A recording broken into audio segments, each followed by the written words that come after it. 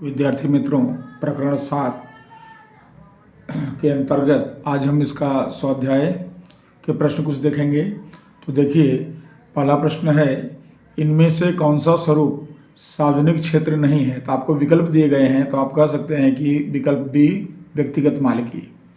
उसके बाद है, इनमें से कौन से स्वरूप में के कर्मचारियों को सरकारी कर्मचारी के नियम लागू होते हैं। तो नियम लागू होते हैं तो उसके लिए बताना है आपको ए विभागीय संचालन में। फिर व्यावसायिक स्वरूपों में कौन सा स्वरूप प्राचीन माना जाता है। तो निजी साहस ये सबसे प्राचीन है। और उसके बाद है, निजी वैश्विक साहसों के लिए इनमें से कौन सा कथन गलत है। तो गलत बताने के लिए निजी साहस के लिए बताना है कि सी, यहाँ पर बताएंगे आप कि संसद या विधानसभा का प्रत्यक्ष अंकुश होता है, तो निजी साहस पे नहीं होता है। उसके बाद पांचवा क्रम है, सार्वजनिक निजी साझेदारी के लिए इनमें से कौन सा कथन असत्य है। तो आप बताएंगे कि सरकार के पास से आवश्यक जमीन स्वयं खरीदनी पड़ती है, तो ए जो इसका विकल्प है ये गलत है। और इसके बाद अब देखते हैं एक वाक्य प्रश्नोत्तर हैं। तो एक वाक्य प्रश्नोत्तर में पहला है, सार्वजनिक क्षेत्र अर्थात क्या। तो इसकी व्याख्या आप देंगे, अपने पहले पढ़ भी चुके हैं कि जिन इकाइयों का या जिन इकाइयों की मालिकी, संचालन और अंकुश सरकार के हाथ में हो उसे कहते हैं सार्वजनिक क्षेत्र। दूसरा प्रश्न है, सार्वजनिक क्षेत्र के 3 स्वरूप बताइए। तो अपने जो अभ्यास किए, एक तो विभागीय संचालन, उसके बाद सार्वजनिक निगम और सरकारी कंपनी, तो 3 प्रकार पर इसके अंदर बता सकते हैं। उसके बाद तीसरा क्रम है, सरकारी कंपनी में सरकार पूंजी का प्रमाण कम से कम कितना प्रतिशत होता है। तो सरकार की पूंजी का प्रमाण कम से कम 51% होता है। तो यहाँ आपका उत्तर आएगा 51% आएगा कम से कम। फिर सरकारी कंपनी में शेयर अथवा अंश किसके नाम से खरीदा जाता है। तो इसको भी मैंने अभ्यास किया कि ये शेयर राष्ट्रपति के नाम से खरीदे जाते हैं। तो यहाँ पर आएगा उत्तर आपको कि राष्ट्रपति के नाम से क्रय किया जाता है। उसके बाद है, व्यावसायिक इकाइयों में सबसे प्राचीन स्वरूप कौन सा है। तो सबसे प्राचीन स्वरूप है निजी क्षेत्र। व्यावसायिक इकाइयों की बात करें तो निजी क्षेत्र जो है सबसे प्राचीन क्षेत्र के रूप में माना जाता है। अब आता है, इसके बाद है कि वैश्विक साहस का अर्थ क्या है। तो वैश्विक साहस के अर्थ में, जब कोई व्यावसायिक इकाई अपने व्यावसायिक प्रवृत्तियों को विश्व स्तर पर जो है प्रसारित करती है या फैलाती है, तो उसे वैश्विक साहस कहा जाता है। यानी देश से दूसरे देशों में अपने आर्थिक प्रवृत्तियों को या अपने व्यवसायिक प्रवृत्तियों को करती है, तो उसे वैश्विक साहस कहा जाता है। उसके बाद है, सार्वजनिक निजी साझेदारी से आप क्या समझते हैं। तो सार्वजनिक निजी साझेदारी के अंतर्गत आप बताएंगे इसके अंदर कि जिस ढांचे के अंदर विकास के लिए सरकार जमीन देती है और विकास के लिए विनियोग जो है वो निजी क्षेत्र करता है। यहाँ पर आपको यानी जमीन देती है सरकार और विकास जो है वो विनियोग पैसे का करता है, वो निजी क्षेत्र करता है। और बदले में सरकार निजी क्षेत्र को कुछ निश्चित वर्ष के लिए लाभार्थियों के पास से कुछ फीस प्राप्त करती है, कुछ आवक प्राप्त करती है, या अमुक निश्चित समय के लिए जो लाभार्थी होते हैं उनके पास से उसका जिसको बोलते हैं मेंटेनेंस खर्च, तो निजी क्षेत्र को उस समय दरमियान करते हैं। तो वो जाहिर जिसको बोलते हैं सार्वजनिक और साझेदारी या साझेदारी को के रूप में कहा जाता है। तो इस तरह से सार्वजनिक और निजी साझेदारी के अर्थ में आप इस तरह से बताएंगे कि यहाँ पर सार्वजनिक और निजी, सरकार और निजी क्षेत्र दोनों का यहाँ पर अस्तित्व देखने को मिलता है। अब उसके बाद अपने देखते हैं इसके अंदर एक यही प्रश्न है कि सार्वजनिक क्षेत्र व्यावसायिक व्यवस्था में विविध स्वरूपों की मात्र सूची बताइए। तो यहाँ पर व्यावसायिक क्षेत्रों की नंबर 1 जो है व्यक्तिगत मालिकी, साझेदारी, फिर हिंदू अविभक्त कुटुंब, और उसके बाद सहकारी मंडली, संयुक्त हिस्सा वाली कंपनी, सरकारी खाता, सार्वजनिक निगम और सरकारी कंपनी। तो इस तरह आप सूची के रूप में इसको बता सकते हैं। फिर है, सार्वजनिक क्षेत्र द्वारा संतुलित प्रादेशिक विकास किस तरह से हो सकता है। तो आप यहाँ समझा सकते हैं, जैसे हमने आगे अभ्यास कर चुके हैं हम लोग, कि पिछड़े विस्तारों में निजी क्षेत्र जो है पूंजी लगाने में आकर्षित नहीं होते हैं। इसलिए ऐसी जगहों पर सरकार जो है अपना पूंजी लगा करके प्रदेश का संतुलित जो है विकास करती है।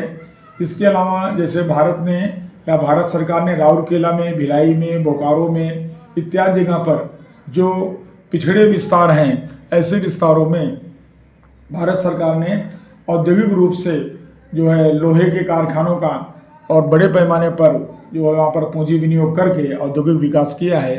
इसका उदाहरण हम दे सकते हैं। फिर आता है विभागीय संचालन से आप क्या समझते हैं और आपको उदाहरण देना इसके बारे में।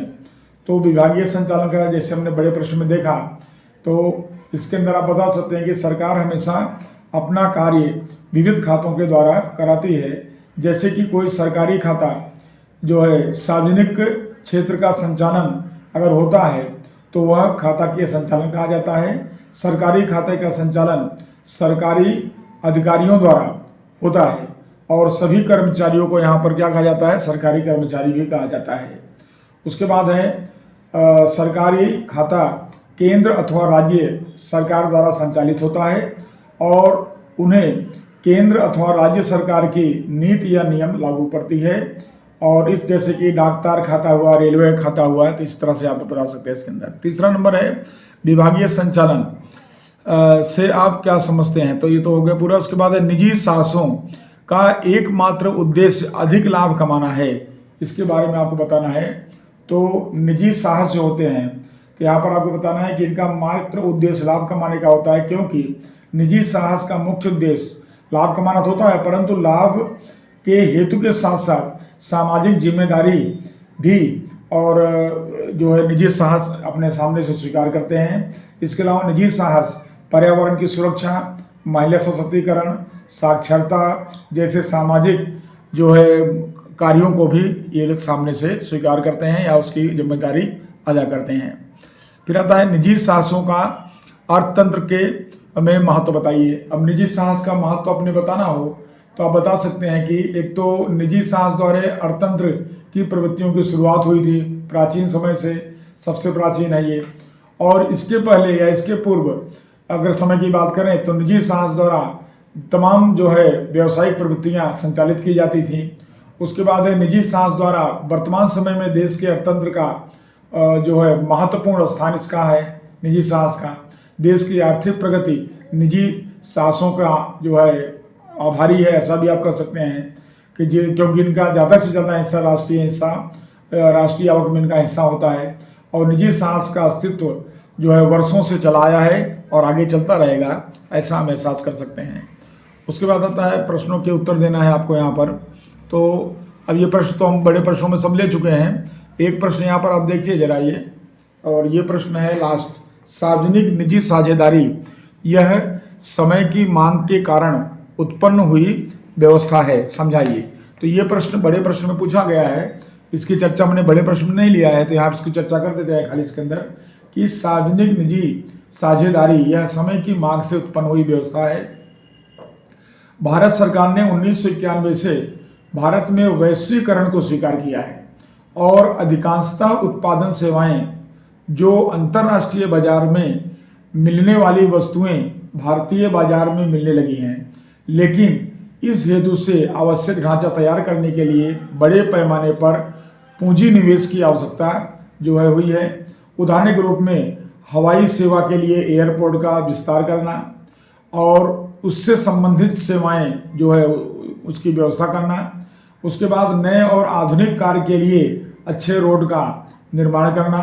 तो इस ढांचे के विकास के लिए बड़े पैमाने पर जो है निवेश सरकार के लिए जो है अल्पकाल या कम समय में करना असंभव था। इसलिए निजी क्षेत्र ऐसे निवेश करने के लिए सक्षम थे, परंतु अस्थायी स्तर पर इस ढांचे या ऐसे ढांचे में निजी क्षेत्रों को सौंपने से एकाधिकार का दूषण का प्रश्न था, क्योंकि अगर निजी क्षेत्र को मिल जाता तो उससे एकाधिकार हो सकता था, तो उसका जो है नुकसान सबको भुगतना पड़ता।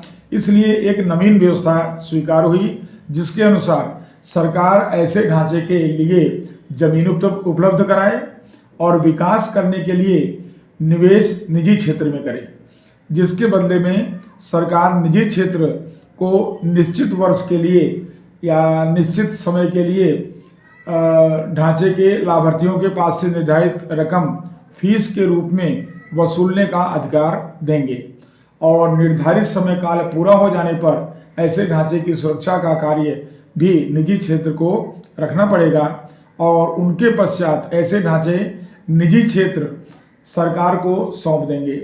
इसके पश्चात इस ढांचे की सुरक्षा का कार्य सरकार का होगा।